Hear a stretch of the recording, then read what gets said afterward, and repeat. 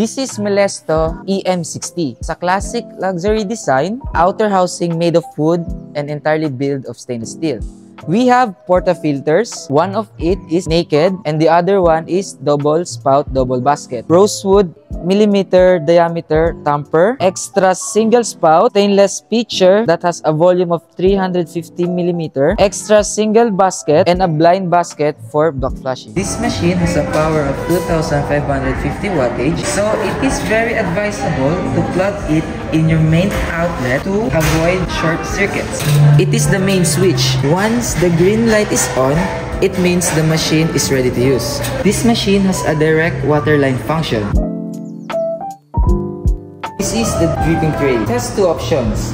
You can remove it or place the other hand of the tube to connect to the waste container. Steaming one has a 360 degrees rotation. You can steam it in a stable way or you can adjust it. It depends on how you use it.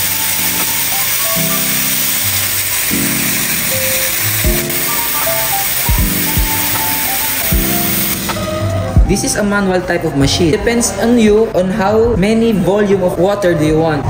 If you reach the volume, you can stop it. Hot water tube. Pwede po siyang stable, pwede rin po siyang adjustable. Kaya na po bahala.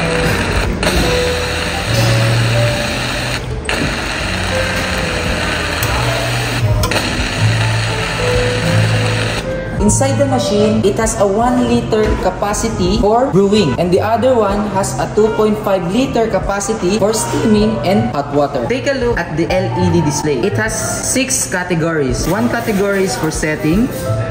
Para sa setting, dito nyo po pwede i-adjust each categories na nasa labas po ng screen.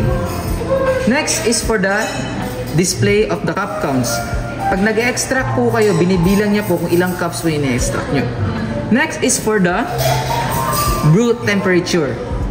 Sa brew temperature, ito po yung indicator kung gaano na po kainit yung temperature po ni brew. For the steam pressure, indicator kung gaano na po kainit yung nilalabas na init sa steam. Yung brew time po, pwede po natin siya i-adjust sa settings po natin, pre-soak or pre-infusion. Settings, you can adjust for cup count, brew temperature. Ito po yung standard temperature ni brew. Kung gusto nyo po siyang i-adjust sa desired nyo po na temperature, pwede naman po. You can just click the negative sign or the positive sign. So, iset po natin siya sa 90 degrees. Steam temperature. You can just subtract or add on what desired temperature you want. Okay, set po natin siya sa 128 degrees. Brew head temperature.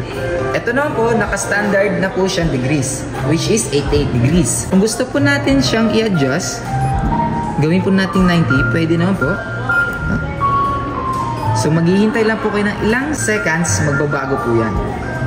Pre-soaking or pre-infusion. Can be 1 second, 2 seconds, 3 seconds, 4 seconds, or 5 seconds.